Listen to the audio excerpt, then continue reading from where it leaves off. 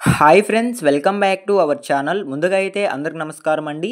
మీరు చూస్తున్నారు AP schemes info YouTube channel. So ఈరోజు మరొక తాజా సమాచారంతో నేను మీ ముందుకు రావడం జరిగిందండి. సో అప్డేట్ ఏంటి అనే విషయానికి కనుక వచ్చినట్లయితే, ఆంధ్రప్రదేశ్ రాష్ట్ర ప్రభుత్వంలో సెప్టెంబర్ నెలకు సంబంధించి పింఛన్లు ఏ విధంగా పంపిణీ చేయబోతున్నారు అనే దానిపై అయితే ఒక క్లారిటీ అయితే రావడం జరిగిందండి. సో దాన్ని నేను మీకు ఇప్పుడు వన్ బై వన్ అయితే క్లారిటీగా అయితే చెప్తాను. అదేవిధంగా సెప్టెంబర్ నెలలో పింఛన్లు భారీగా రద్దు అయితే అవడం జరిగిందండి. సో ఈ పింఛన్లు ఎవరికి రద్దు అయ్యాయి అనేటువంటి సమాచారం కూడా నేను మీకు తెలియజేస్తాను. సో వీడియోని ఎక్కడ స్కిప్ చేయకుండా చూడండి. అప్పుడే మీకు పింఛన్లకు సంబంధించి వచ్చిన అప్డేట్ అయితే క్లారిటీగా అయితే అర్థమవుతుంది. సో మీరు వీడియోని పూర్తిగా చూసి మీకు ఏమైనా డౌట్స్ ఉంటే కామెంట్ చేయండి. సో ఓకేనా. సో ఇక లేట్ చేయకుండా డైరెక్ట్గా టాపిక్లోకి అయితే వెళ్ళిపోదామండి. సో ముందుగా చూసుకున్నట్లయితే ఆంధ్రప్రదేశ్ రాష్ట్ర వ్యాప్తంగా సెప్టెంబర్ 1వ తేదీన, అదేవిధంగా 2వ తేదీన సామాజిక భద్రతా పింఛన్లతో పాటు స్పోర్ట్స్ కేటగిరీకి సంబంధించి పింఛన్లు అనేవి కూడా పంపిణీ చేయడం జరుగుతుందండి. సో సెప్టెంబర్ 1వ తేదీ, అదేవిధంగా సెప్టెంబర్ 2వ తేదీ అయితే పింఛన్లు అనేవి పంపిణీ చేయడం జరుగుతుంది. కాకపోతే ఈ పింఛన్లో అయితే భారీ మార్పులు అనేవి చోటు చేసుకున్నాయండి. సో ఆ మార్పులు ఏంటి అనే విషయానికి కనుక వచ్చినట్లయితే, సో ముందుగా చూసుకున్నట్లయితే ఆంధ్రప్రదేశ్ రాష్ట్ర ప్రభుత్వంలో ఎవరైతే దివ్యాంగ కేటగిరీ కింద పింఛన్లు అనేవి పొందుతూ ఉన్నారో వాళ్ళకి సంబంధించి భారీ మార్పులు అనేవి చోటు చేసుకున్నాయండి. సో ఆ మార్పులు ఏంటి అనే విషయానికి కనుక వచ్చినట్లయితే, ఆంధ్రప్రదేశ్ రాష్ట్ర ప్రభుత్వంలో ఎవరైతే దివ్యాంగ కేటగిరీ కింద ప్రతి నెల 15,000 రూపాయలు పింఛన్లు తీసుకుంటున్నారో వాళ్ళకి సంబంధించి పింఛన్ అమౌంట్ అనేది తగ్గించబోతున్నారండి.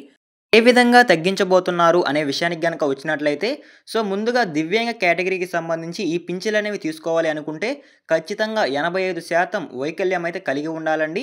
కాకపోతే రీసెంట్గా ఒక సర్వే అనేది చేయడం జరిగింది. ఆ సర్వే సర్టిఫికేట్లో అయితే చాలామందికి 40% కంటే ఎక్కువ, 85% కంటే తక్కువ రావడం జరిగింది. సో అలా ఎవరికైతే 40% కంటే ఎక్కువ, 85% కంటే తక్కువ వచ్చి ఉంటుందో సో వాళ్ళకి సంబంధించి 15,000 రూపాయల పింఛన్లు అనేవి 6,000 రూపాయల పింఛన్లకి మార్చడం జరుగుతుందండి. సో ఎవరైతే దివ్యాంగ కేటగిరీ కింద 15,000 రూపాయల పింఛన్లు తీసుకుంటున్నారో వాళ్ళకి సంబంధించి నెక్స్ట్ మంత్ నుంచి, అంటే సెప్టెంబర్ నెల నుంచి 6,000 రూపాయలు పింఛన్ అనేవి ఇవ్వడం జరుగుతుంది. సో ఎవరికైతే 85% పైబడి ఉంటుందో వికలాంగత్వం, సో వాళ్ళు మంచానికే కనుక పరిమితం అయి ఉంటే సో వాళ్ళకి సంబంధించి 15,000 రూపాయల పింఛన్లు అనేవి యథావిధిగా ప్రతి నెల పంపిణీ చేయడం జరుగుతుందండి. సో ఈ విధంగా 15,000 రూపాయల పింఛన్లకు సంబంధించి ఒక అప్డేట్ అయితే రావడం జరిగింది. అదేవిధంగా నెక్స్ట్ చూసుకున్నట్లయితే, ఎవరికైతే 40% కంటే తక్కువ వైకల్యం ఉంటుందో సో వాళ్ళకి సంబంధించి పింఛన్లు అనేవి రద్దు చేయబోతున్నారండి ఆంధ్రప్రదేశ్ రాష్ట్ర ప్రభుత్వంలో అయితే. సో సెప్టెంబర్ నెలలో వీళ్ళకే పింఛన్లు అనేవి రద్దు చేయబోతున్నారు. సో ఏంటంటే చాలామంది ఫేక్ సదరం సర్టిఫికేట్ల ద్వారా అయితే వాళ్ళకి లేనప్పటికీ పర్సంటేజ్ పెట్టుకొని ప్రతి నెల పింఛన్లు అనేవి తీసుకుంటూ ఉన్నారు. సో వాళ్ళని దృష్టిలో పెట్టుకొని ఎవరికైతే 40% కంటే తక్కువ ఉంటుందో రీఅసెస్మెంట్కి వెళ్ళి ఎవరికైతే సదరం సర్టిఫికేట్లు వచ్చి ఉంటాయో సో ఆ సదరం సర్టిఫికేట్లో కనుక ఒకవేళ పర్సంటేజ్ తక్కువ కనుక ఉన్నట్లయితే సో వాళ్ళకి పింఛన్లు అనేవి రద్దు చేయబోతున్నారండి ఆంధ్రప్రదేశ్ రాష్ట్ర ప్రభుత్వంలో అయితే. సో ఓకేనా, మీకు క్లారిటీగా అయితే అర్థమైందని అనుకుంటున్నాను. సో అదేవిధంగా నెక్స్ట్ చూసుకున్నట్లయితే, ఎవరికైతే ఆంధ్రప్రదేశ్ రాష్ట్ర ప్రభుత్వంలో దివ్యాంగుల వైకల్యం 40% కంటే తక్కువ ఉంటుందో వాళ్ళు కనుక 60 సంవత్సరాలు పైబడి కనుక ఉన్నట్లయితే సో వాళ్ళకి ప్రతి నెల యథావిధిగా 4,000 రూపాయల పింఛన్లు అనేవి అందించడం జరుగుతుందండి ఆంధ్రప్రదేశ్ రాష్ట్ర ప్రభుత్వంలో అయితే. సో వాళ్ళకి ఇప్పుడు ప్రస్తుతం అయితే వాళ్ళు 6,000 రూపాయల పింఛన్ అనేవి తీసుకుంటూ ఉన్నారు దివ్యాంగ కేటగిరీ కింద అయితే. సో ఆ పింఛన్లు అనేవి రద్దు చేయబోతున్నారండి. సో వాళ్ళకి ఎవరైతే 40% కంటే తక్కువ ఉండి పింఛన్లు అనేవి తీసుకుంటూ ఉన్నారో సో వాళ్ళు కనుక 60 సంవత్సరాలు పైబడిన వాళ్ళైతే వాళ్ళకి ప్రతి నెల ఇంక నుంచి 4,000 రూపాయల పింఛన్లు ఇస్తామని అయితే ఆంధ్రప్రదేశ్ రాష్ట్ర ప్రభుత్వం చెప్పడం జరిగింది. సో ఈ విధంగా పింఛన్ల పంపిణీలో భారీ మార్పులు అనేవి చోటు చేసుకున్నాయండి. సో ఓకేనా, మీకు క్లారిటీగా అయితే అర్థమైంది అనుకుంటున్నాను. సో ఈ విధంగా అయితే పింఛన్లకు సంబంధించి భారీ మార్పులు అనేవి ఆంధ్రప్రదేశ్ రాష్ట్ర ప్రభుత్వంలో చోటు చేసుకున్నాయండి. సో ఎవరికైతే 85% కంటే తక్కువ వైకల్యం ఉంటుందో సో వాళ్ళకి సంబంధించి 15,000 రూపాయల పింఛన్లు క్యాన్సిల్ చేసి వాళ్ళకి సెప్టెంబర్ నెల నుంచి 6,000 రూపాయల పింఛన్లు పంపిణీ చేయడం జరుగుతుంది.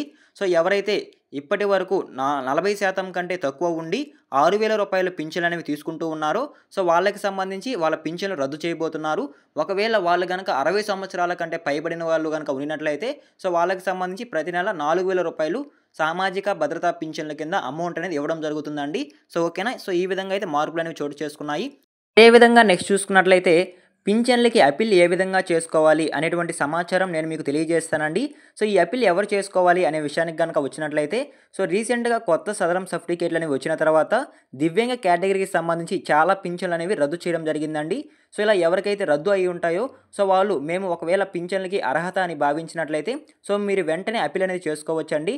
అప్పీల్ ఏ విధంగా చేసుకోవాలి? ఎటువంటి డాక్యుమెంట్స్ సబ్మిట్ చేయాలి? అనేటువంటి పూర్తి సమాచారం నేను మీకు ఇప్పుడు తెలియజేస్తాను.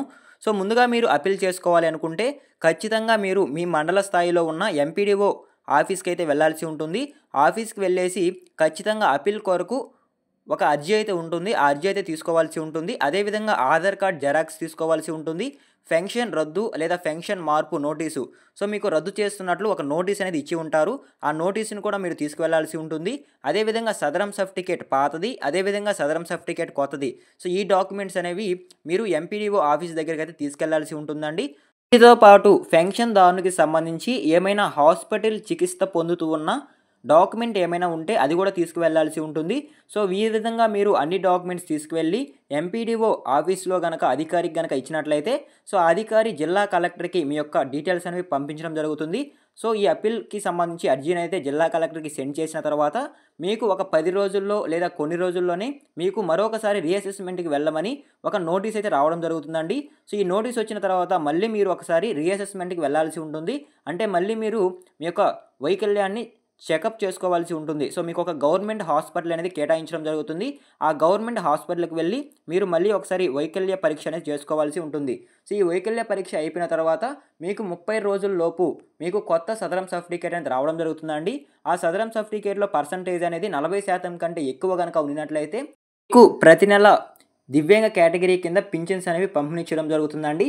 సో, ఈ విధంగా ఎవరికైతే పెన్షన్ రద్దు అయ్యి మేము అర్హత అని భావించినట్లయితే ఈ విధంగా అప్పీల్ అనేది చేసుకోవాల్సి ఉంటుంది.